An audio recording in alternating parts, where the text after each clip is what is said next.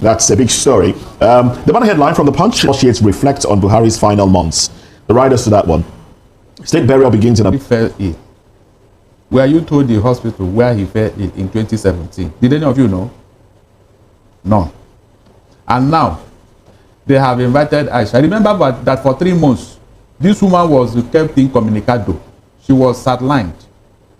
A woman who's supposed to be beside her husband who was sick in the hospital. This cabal hijacked Buhari. So how do you know she wasn't there? Well, I'm coming now. Hold on, I'm coming. Remember that when this happened, it was Idris, the IGP that Buhari appointed in his first coming, in 2015, that was invited. Buhari's wife Aisha did not show up for over 3 months. When she even went there, they didn't allow her to see the husband. It's on record. Now, this recent one we're talking about. The one that I said when he fell sick, not now, because this one that happened now, even none of us knew when she left. Barrister, before you proceed, Moses asked a very important question. How did you know about all of this? Come on, look, are you telling me that you people are not here when Buhari fell ill and for 3 months? We are looking at the source. What's your source? My source is the news. Which news? The news that the traditional media? Yes. The social media? Yes, did you read all of this in the Guardian? I said it was in the mainstream. Please, hold on, please, Mr. Okoro, hold on, please. Nobody is here to tell us again Buhari because he's late. Okay. We are looking at the... No, we are holding a conversation. No, hold on, I'm telling you that if you are not aware, I am aware. Okay, that's why I'm asking, because Moses asked the same question too. It's like what is going on now? Do you know that even up to now, people are not even aware of the news going on around? They won't know. If tomorrow now, posterity were to say, when did this happen? I am telling you what happened, that for 3 months, nobody knew what was going on. It was the first person they called was Idris. And they said that Buhari wanted this man, his IGP. From that time on, everything was shrouded in secrecy. Aisha was done. I'm not asking. You can see how you treat women. This woman did not see the husband while she was sick. And now that she's late, they have not taken her there. And condolences are going on there. Let's, for the benefit of our viewers, let's not confuse them. You're talking about when he was in office. Yes. In 2015. Yes, right? I'm talking about this ill health. Because they said that ill health in 2015. That ended just 2 days ago. Because they are still saying that he had been ill for a long time. That was what Garba Shehu said. That means this sickness did not start today. The sickness that claimed Buhari's life was not, it didn't start today, but it was shrouded in secrecy. It was even that last week or 2 weeks ago when Garba Shehu was launching his book, and they even told us some of the lies they told us that time. That he invented the right story to divert our attention from Buhari's ill health. What does that tell you? No, but Barrister, I understand all of this. Buhari's ill health was not shrouded in secrecy. It was. No, it was. Nigerians knew that he was sick. That at the point, okay, why did he have to hand over to Oshibajo at a point? Wasn't it because he went to hospital? No, you are not getting it. What am I not getting? Before the final one that took him a long time in the UK, okay, he was handing over until Oshibajo now acted as the president and did certain changes. So Nigerians at that point knew that he was sick. But he came back. When he came back, what happened? Is that not when they remove all the things Oshibajo that's did? Different. That's a different thing. That's what he's saying. He's not getting it. It wasn't only for the first time that he went to UK. So before this one now, he was sick in 2015. He got better. He came back and all of that. Yes. He passed on in 2025. Exactly. He had been going and coming until the last one that took a long time. When Aisha Buhari was sidelined. Okay, so what is the issue about? We are tracing the history. Goes on what he asked me or what the paper said. When eventually Buhari came back, listen very well. What happened? Aisha Buhari relocated to Dubai. It's on record. It was when her marriage was threatened by one other woman that she hurriedly came back. You seem to be driving at something that you don't want to hit on the head. Why will you lay the foundation so that we know the genesis of this matter? What is the matter now? The matter is the death of Buhari. Okay. That people are not going to UK to go and pay condolence visits. Meanwhile, the whole issue is supposed to happen in Daura. Is it not coming back here today? No, he died in the UK. He died in London. In the UK. You don't expect people to go there and escort the money back home. These things are necessary. Look, we are embarrassing ourselves as a nation. We are embarrassing ourselves so much. I don't like it. We're not focusing on the fact that he died in the UK because that is enough. That aggrieves Nigerians enough. It's a different talking point. Yes, the president is hospitalized abroad. That's a different thing entirely. But the fact that that people were sent to escort the body back home, do you have a problem with that? I have a problem because one, it is no longer escorting the body back. It is not a condolence visit. Why would because the family is there. Because a lot of some of the people that went to condole just didn't go to London because Buhari was sick. They were in the UK because they had other engagements. When Buhari was very sick, why didn't the family go there? Answer me. Why didn't they go there? Mandara was there now. Mandara was there. Please, hold on. The wife was the first person who's supposed to be by that time. Okay, why did you not take her there now? Why did you ask her to go there and be receiving visitors? No, why did you take her there now? Was she taken there? Well, you mean if she was not allowed to go there, she would have gone. Is it possible? Somebody when the man was sick, why were you people? Why did you allow her to go? Were told when he traveled about a week or two ago. It was on the news that he had traveled for, I am saying this now. When this man needed the wife, when he was very sick. Barrister, you're not part of the family, so I don't know how you are. Okay, how come when the man came back, Aisha relocated to Dubai? And they were begging her to come back. That's in 2016. That is the genesis of this matter. Barrister, what is the matter? I keep going back to that. What is the matter? Because you tell me that there is nothing wrong in her going. Because I don't really understand the trajectory. That's why it's difficult for me to interject. But the point we are making here is that this man has died. He's going to be intact today.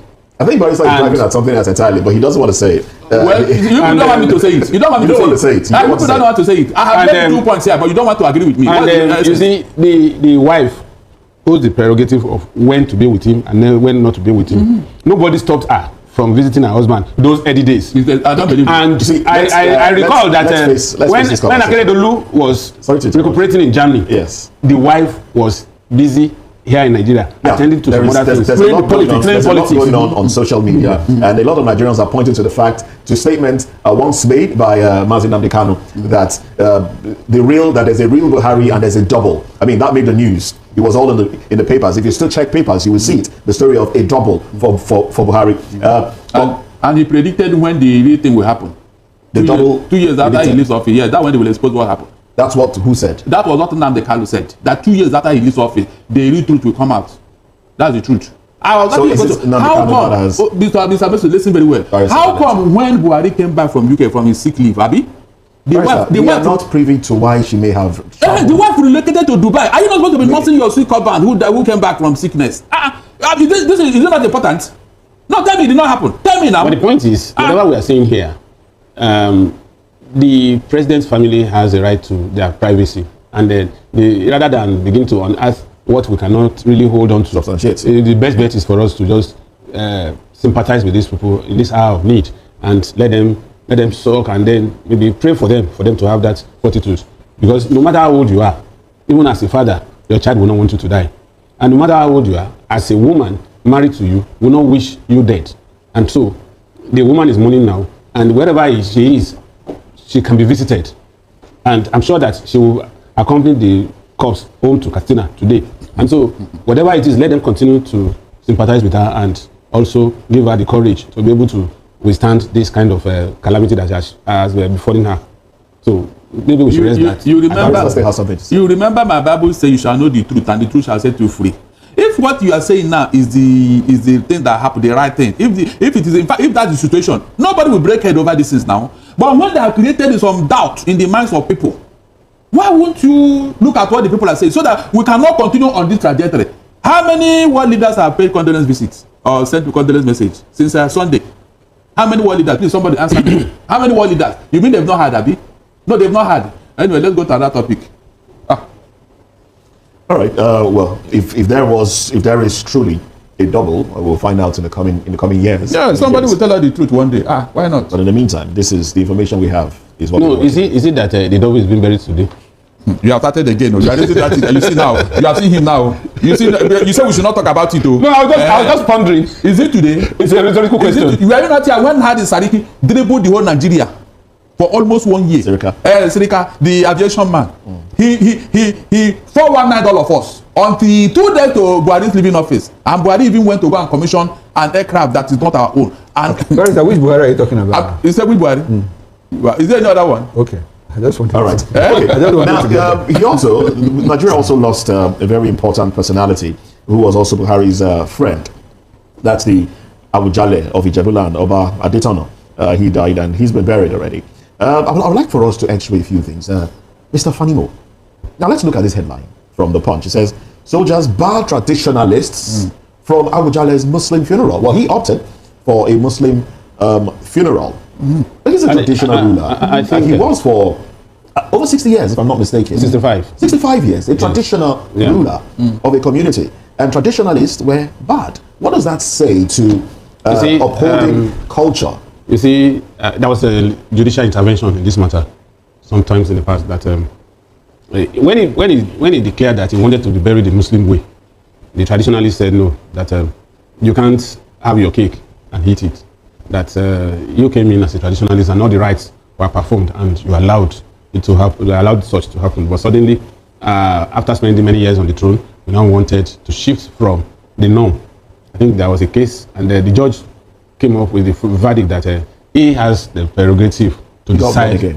No, to decide whichever religious way he could. But what does that? What does that say to upholding our culture? But culturally, I don't want to align with the judge, because you see, at some point, if there's something I dread in my life, and those who are close to me will understand me for that, is I hate betrayal of trust. You will never find me doing it.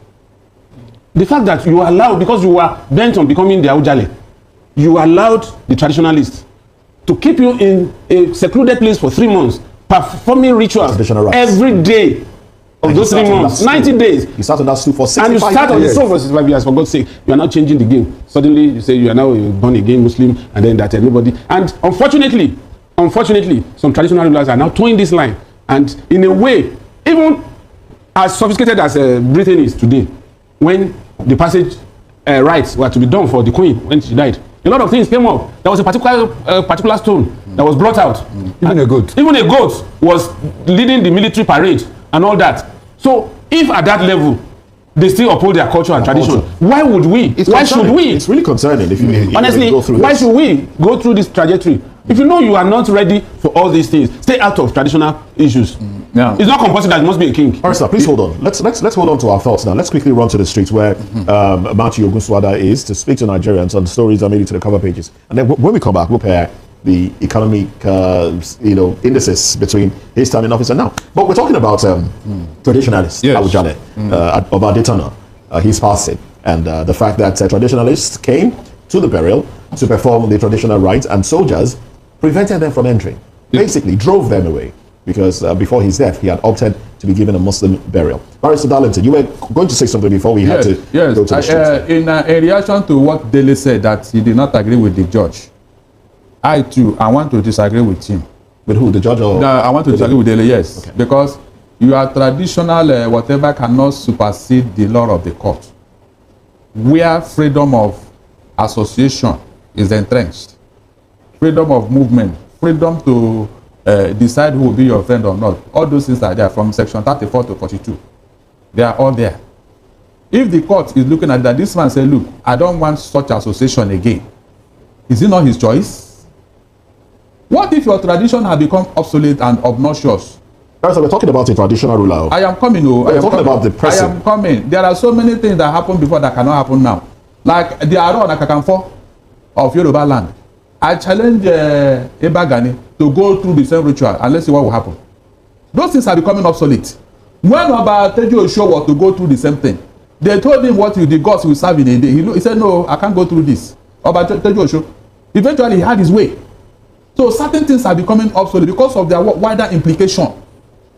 When you start worshiping all these dangerous gods, they come with a lot of baggages. Barrister, which god should we? The man said that he's now born again and he want to do things the normal way and all that. What is wrong with that? Instead of going to kill one thing or the other as a sacrifice every day, those things, they are becoming obsolete. That's what the man is saying. And are you saying he's not right in what he said? That's what I'm telling people, that you need to get into the system to change it. The man entered and he had changed what was wrong with that tradition. Moses, in the days of you, in our own part of the country, they used to kill twins because they believed that they were evil children. They would throw them and their mother into the evil forest. Until one woman, Mary Celeste, came from Ireland to stop it, and she died in the process. The woman died trying to stop that thing. Today, are we not celebrating twins?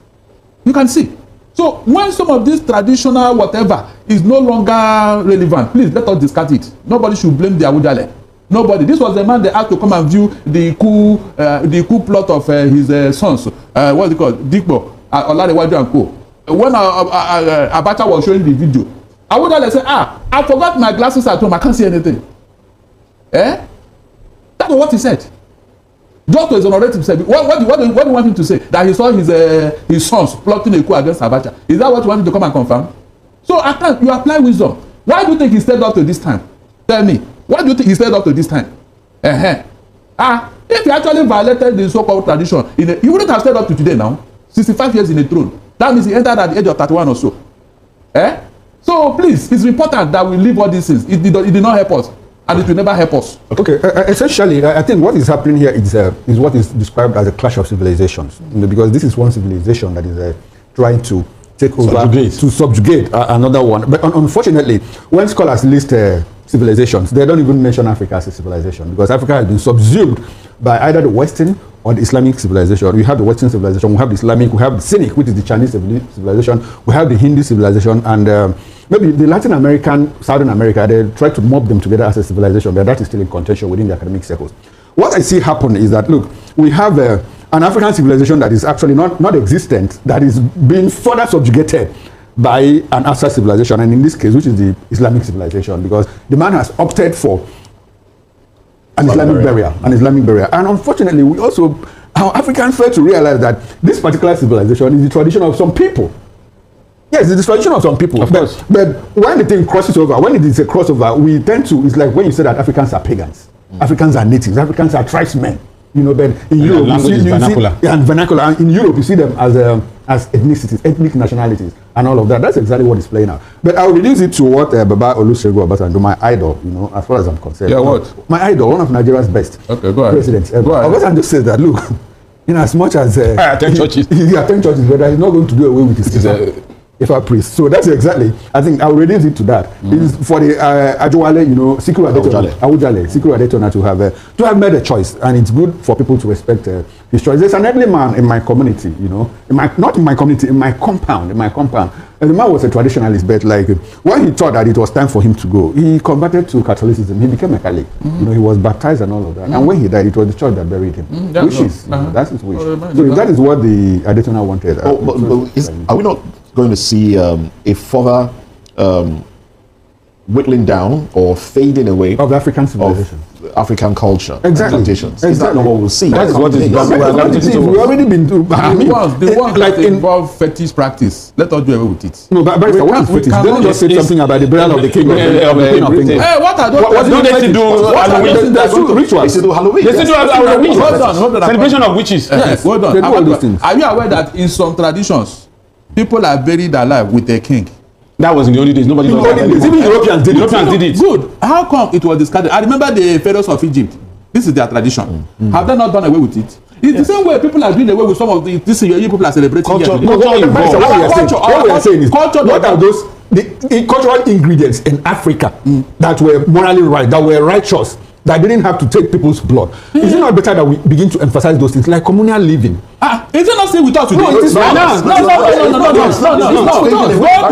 Go to the rural villages. You know whether it is still there or not. Don't mind what they are doing here. Anybody practicing African religion is either ostracized or labeled with a terrible stigma. Mixing something with sand and, you know, putting it on your body, right? Barrister, is that what? Mixing things up, maybe you're mixing oil and sand. It depends on what you are thinking. What I'm saying is not about what you are thinking. I am Catholic. In our church, during the communion service, the priest helps us to transform bread and wine into the body and blood of Christ. That's why. What is? I mean, did they harm anybody? Okay. We are talking about people that they said. Let's flip it. On the flip side, do you think that the white man would have accepted an African doing that? Why? I mean, I don't get it. There are things that Africans have done that the white man have accepted. Many of them. They are even teaching them in their schools over there. Yes, there is African Center for African Culture and Religion being taught even in Harvard. It's on record. Yes, they are teaching them. A white man was speaking fluent Yoruba the other time. I said, what? He was teaching Yoruba. All those oriki that they normally incantation, they are still doing it. You have simply come back to where you started from. I am telling you, does it mean that the Awujale did not perform any of the? Does it mean that nothing? There are ones that are not sure. So that's what the man said. I don't want to touch it. Yes, you can't tell me that he did not perform anything at all in the traditional way. You can't tell me that he removed all those things that are obnoxious, very dangerous ones. If he did not do that, he wouldn't have said up to this time now, 60-something years, you know, on the throne. Is it a joke? The Barrister, we have traditionalists who stay up to 100 and something years. So it practically has nothing to do with what he did or what he avoided. No, let me tell you, most time it has to do with it, because if you don't observe those things and those gods, they will come after you.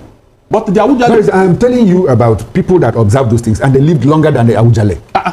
It depends on how they observe it now. Did you see them? It's subjective now. Did you see them? It actually becomes subjective. You cannot be sacrificing human being every day and stay that long. It's not possible. Their blood will come after you. That's what I'm telling you here. There are people who live on human blood. It must be sacrificed at a particular time in a month for their throne to be sustained. If you are doing that, how can God be watching you?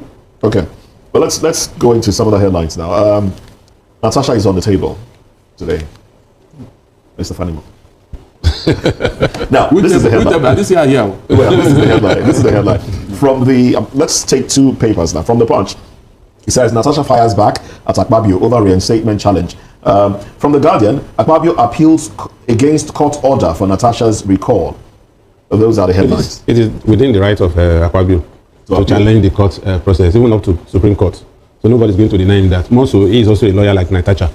So they are friends of Barrister Darlington, and he knows that he can challenge. He must. You know, so he has that right. But one thing I want to say here that is still a bother to me is the fact that we seem not to have enough yet of this drama, which is a major distraction. It seems like the Senate is standing its ground to ensure that the 6-month suspension. You see, ego is at the heart of all this. Implemented. Ego is at the heart of all this. Well, the Senate will not want to back down. Natasha also has one part of that judgment that says she must apologize, and she has not taken any step towards that. So it's now a kind of ding-dong affair. If you are not ready to conquer, then we are not going to allow you to come to the house, and which is a major distraction, whichever way you look at it. For me, what is in Natasha apologizing? After all, she wrote a satire, and that satire was denigrating enough for this whole house to come together and say, no, this woman cannot have her way all the time. And she has also been bloodied by being stopped from being a participant on the floor of the house, and which is also against her and that of her constituency. So it's a two-way thing now. The only solution to this is for the two parties, to shift their sword, and in the interest of Nigeria and Nigerians, find a way to resolve this matter. And I expect that citizens will prevail at this time for people of goodwill to step into this, and then beyond the court resolve this thing once and for all, so that we can continue with state matters rather than about this. I think you're being idealistic here, because the people that you are talking about don't have the interest of Nigeria at heart. They have their own interests. So don't expect that this thing will be resolved soon. It has become an ego thing. That's what I said. Yes, Natasha and exactly. So what I'm saying, I want to disappoint you. Don't ever think that they will consider our interest, like shooting their swords and going back to plenary to do what they're supposed to. They'll keep fighting. When they said, Barrister, I'm coming. When they said the High Court, had ruled that Natasha should come back to office, I knew, that Akpabio or the Senate was going to appeal that judgment. One, to make sure that the rubbish had more by ensuring that she serves out, the suspension, the 6-month suspension. That's exactly what has happened. Now, but on the other hand, I don't see any, probably, while not standing in for Natasha, I was thinking that probably she will now do the apology on the floor of the Senate. That's my thinking. But I want the content of the judgment. She should resume before apologizing. What did the judgment say? The judgment says that she didn't. The judgment didn't state clearly. Okay, so it's her prerogative. So I'm thinking that probably that is what she wanted to do, apologize on the floor of the Senate. Is that a publication? 5 national publications. Okay, 5 after resumption. After resumption. Please, like you rightly said, the court didn't give a timeline for that to be done. My brothers, let us situate this in properly. Okay. This is a legal matter. It's not about ego as you claim. Let us remove that. When Natasha was accused of contempt of court, was the proper procedure followed? The answer is capital no. Barrister, when a court of competent jurisdiction asked the Senate not to suspend Natasha, did the Senate obey that court order? I am coming now. Let's start from there. No, hold on. Hold on. Okay, since the Senate violated the ruling of the court, why would the same court now go to ask Natasha to apologize for contempt of court that has no... Because the same court had said, no, Barrister, wait, well, let's take it one at a time. Because the court has said, it insisted that, look, we stand on the decision of a court, of a high court that said that the Senate, ab initio, didn't have the right, the power to suspend Natasha. So recall her. Now, no, Barrister, hold on. And that was what the court said. Now, the judgment of the court was that, look, Natasha, you have breached process. So you have to apologize. Isn't that what happened? It's not what happened. So what happened? Good. Listen to me. Barrister, I'm listening. You are not read the judgment. Now, what everybody is claiming to be the decision of the court was actually an opinion and an advice. The court said, in my opinion and in my advice, so should be done. What should be done? Listen, that Natasha should be recalled, even though the Senate have the power. Are you getting what that the thing was excessive and harsh? So was that a judgment or an opinion? Hold on, it's inside the judgment of the court. That's what I'm trying to tell you. It was not an order to the Senate. That was where the mistake came from. Absolutely. That was where the mistake came from. That thing in law is called an obita. Sorry. That is something that is tangential to the main issue. That is, when you are reading it, you say, well, this one, we had it, but it's not relevant to the judgment. But you have mentioned it. Okay. So the thing that the Senate are now looking at what the judge said in passing. Okay, so Barrister, essentially, essentially what you're saying, if it's an opinion of the court and not a main judgment, which is not an order, so you're saying that Akpabio has erred in law by trying to make an appeal. That is what it means. Hold on, Namiso, you are jumping the gun here. In the first place, the processes for contempt of court was not followed. Go to section 72 of the Sheriff and Civil Procedure Rule. You will see it there that before you can say that somebody has committed contempt of court, the first thing you do to the, I think the sheriff or the registrar, you serve the accused from 48. Barrister, there's a question I want to ask you. There's a question I want to ask you. Go ahead. The judgment. What is Akpabio appealing? Is it appealing the opinion of the court or the judgment? Yes, he's appealing the recalling of Natasha, which was contained in that judgment. Which you said is not an order. So why is he appealing? That is the mistake. I'm trying to educate you here now. Which you listen? So who is making the mistake? It is Akpabio and his people. Yes, it is Akpabio, and that's what I'm trying to let you know. That even the content of court was not properly followed. It was not even properly documented. It was not even properly decided, because nobody served Natasha from 48, where she will be reminded that, look, on so and so this thing you did so against the court and all that. Then it is after that from 48, and Natasha did not retrace her step. You will now serve from 49. That is committal. These are the processes. And let me tell you, the other day, it was in my other show, Evening Road, I was telling you that whenever you go to court and the proper procedure and rule were not followed, you have disabled that case ab initio. If these steps were not taken from the beginning, before they now arrive at this judgment, then it is null and void. That is where Natasha... Judgment is null and void. It's null and void, because the rules were not followed.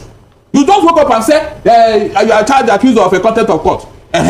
Did anybody did anybody serve Natasha from 48 and from 49? Barrister, there is one thing that we are omitting here, and I'd like for us to trash it out before we leave here. What is Akpabio appealing? Is Akpabio appealing against the recall or the contempt of court? Of course.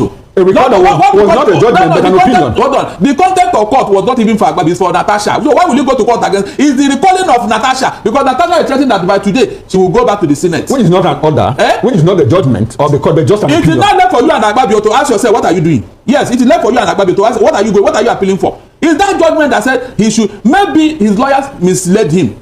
I'm telling you. I've told you here that there was no need for... It's interesting to know how lawyers will mislead a lawyer. Yes, I'm telling you here now, because on what ground were you going to appeal something that does not concern? Is it Akpabio that was accused of contempt of court? Was it Akpabio? Because no judgment had been issued against Akpabio. It is Natasha. So essentially, the court didn't ask Senate to recall Natasha. They did, but it was not an order. Yes, it was something that was said as an opinion and an advice. Okay. But instead of these people to say, okay, they now want to make a more hill out of, a mountain out of a more hill. Okay. They advise them, but thank you very much. This will be a good place to anchor the conversation, as we're absolutely out of time. We'll continue this